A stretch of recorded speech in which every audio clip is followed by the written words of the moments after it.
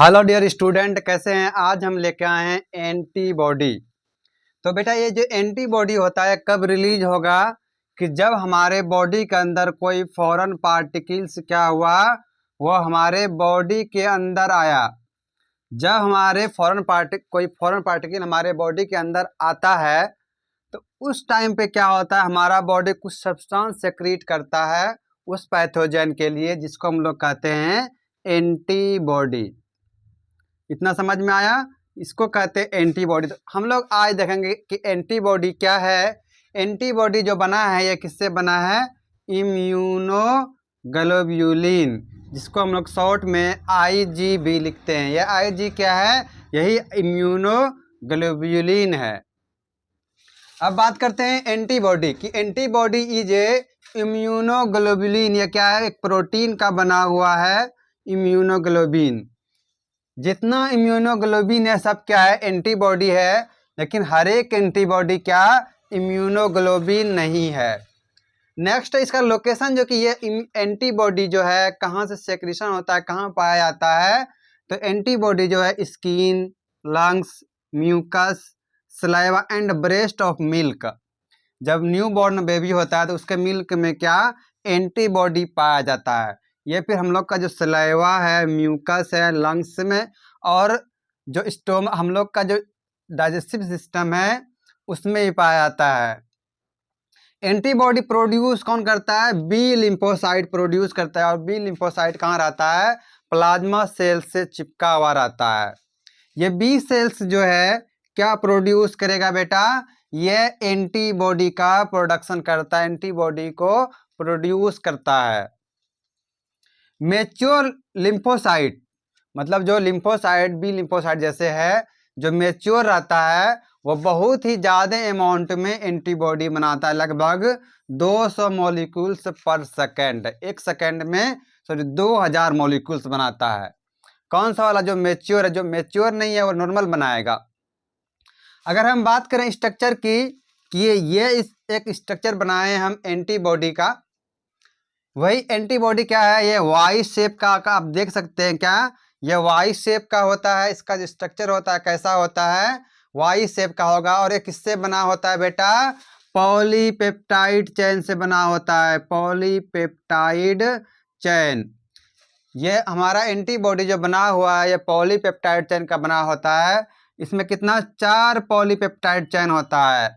2 क्या होगा, heavy chain होता है और 2 लाइट चेन। बेटा ये वाला पोर्शन आप देख रहे होंगे, ये क्या है, ये वाला हैवी चेन है। मतलब हैवी मतलब बहुत ज़्यादा वेट होगा।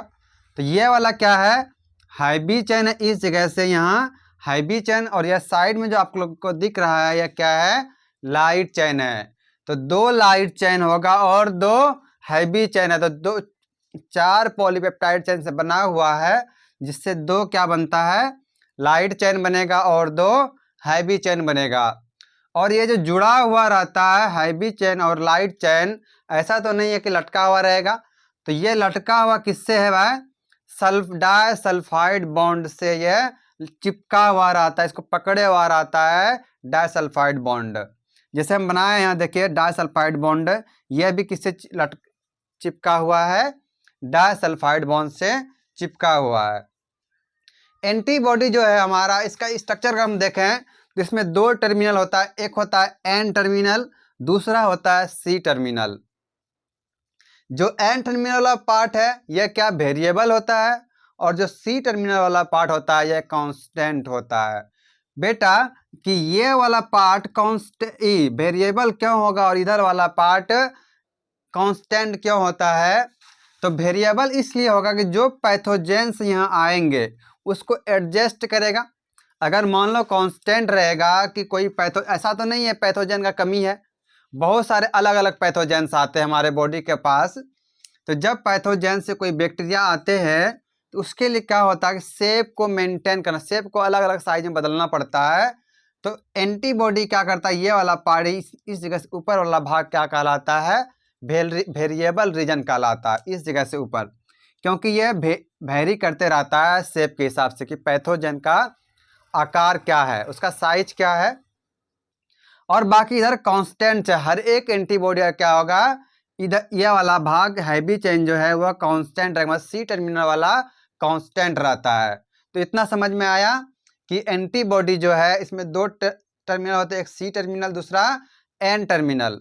सी टर्मिनल वाला वेरिएबल कांस्टेंट होगा और इधर बाकी जो बचा एन टर्मिनल ये वेरिएबल होता है।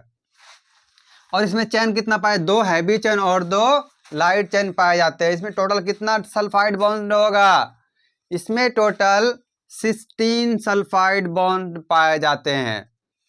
आइए अब स्ट्रक्चर की बात करें तो antibody molecule is Y shape. कैसा होगा, ये वाई शेप का होता है और बना हुआ किससे रहता है, ये पॉलीपेप्टाइड चेन, जिसमें क्या होगा, दो हैवी चेन रहेगा और दो लाइट चेन। उसी में ये किससे बना है, 4 पॉलीपेप्टाइड सब मिला के। लिंक बाय डाइसल्फाइड बॉन्ड, ये जो जुड़ा हुआ है किससे जुड़ा हुआ है, डाइसल्फाइड बॉन्ड से, मतलब दो सल्फाइड से जुड़ा हुआ है। Light chain similar in all immunoglobulin, जितना इम्यूनोग्लोबिन है सबका लाइट चेन सिमिलर होता है। 1 आईजी कंटेंट, आईजी का मतलब होता है इम्यूनोग्लोब्यूलिन। तो एक जो इम्यूनोग्लोब्यूलिन है वह क्या करेगा, एक लाइट चेन कैरी करता है और दूसरा क्या करेगा, हैवी चेन को कैरी करता है, हैवी चेन को कैरी करेगा। इतना क्लियर। अगर अब बात करते हैं वेरिएबल और कांस्टेंट चेन की, तो वेरिएबल क्या, कौन सा रीजन है, जो एन टर्मिनल है वो वेरिएबल है, और कांस्टेंट कौन होगा, जो सी टर्मिनल है वो कांस्टेंट है। अब इसके बाद पढ़ेंगे हम लोग टाइप ऑफ एंटीबॉडी।